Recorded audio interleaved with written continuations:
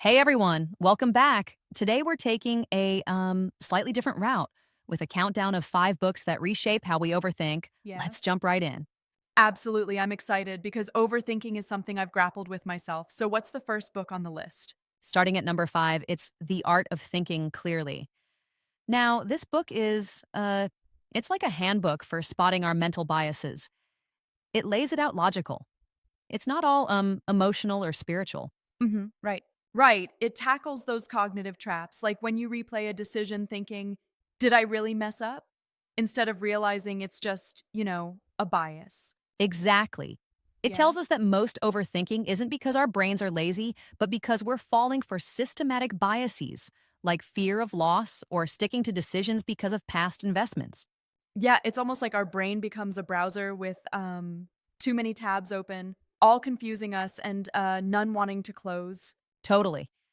And then moving to number 4, we have The Power of Now.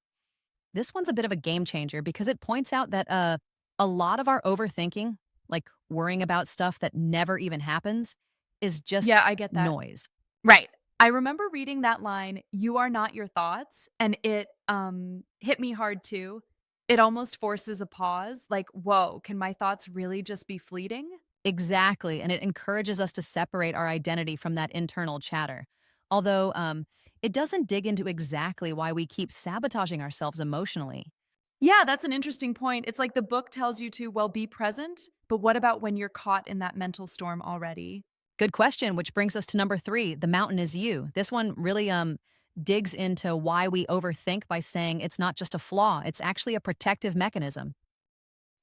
Exactly. So it's like your overthinking is your mind's way of, creating a safety net? Yes, in a way. It shows that all those worst case scenarios and overanalyzing, well, they're our mind's way of protecting us, even if it ends up causing stress.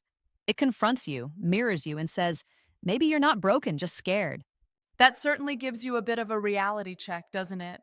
I mean, it turns overthinking into something almost humane, like a misguided guard. Absolutely. And it's interesting because while it offers emotional clarity, it still stops short of giving you tools to calm that incessant mental chatter fully. Right. And that leads us, I assume, to number two. Yes, exactly. Number 2 is Stillness is the Key.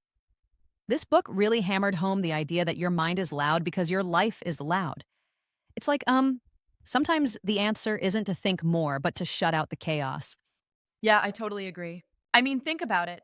Some of your best ideas come to you when you're in the shower or taking a quiet walk, not when you're scrolling or in a noisy environment. Right. It's like you need to set the stage for your mind.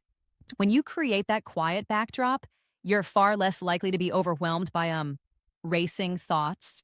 Exactly. And that stark contrast really sets up the final book on our list. What's our number one? The number 1 pick is The Courage to be Disliked. This one is a bit provocative because it confronts you with a truth most of us, well, shy away from. All the time you spend overthinking about how people perceive you is simply unnecessary.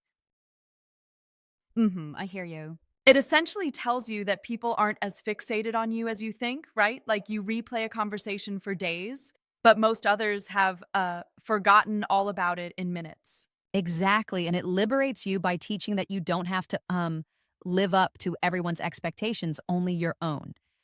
This realization can be incredibly freeing, even if it stings a little at first. Yeah, that's a bold approach. But I have to challenge something here, though.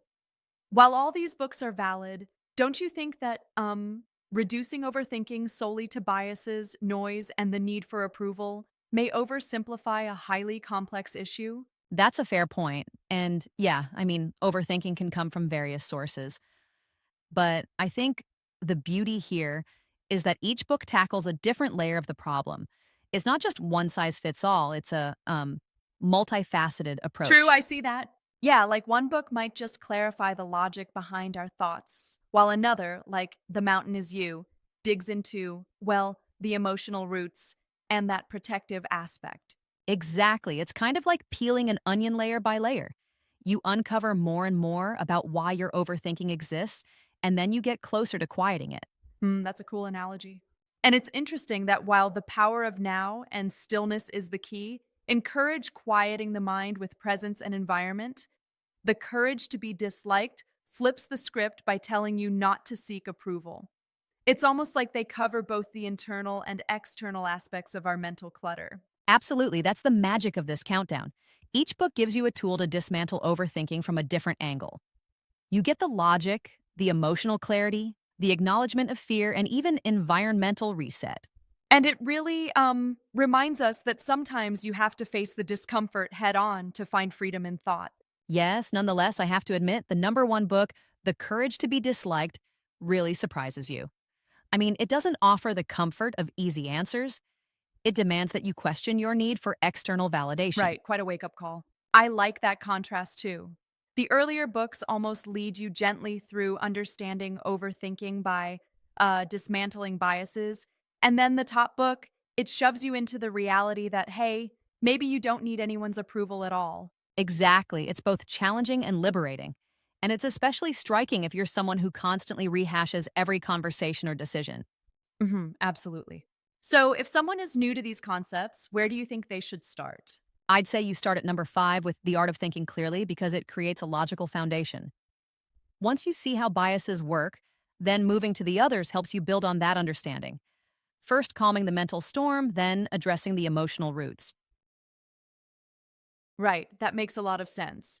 And it's cool how each one nets a specific insight.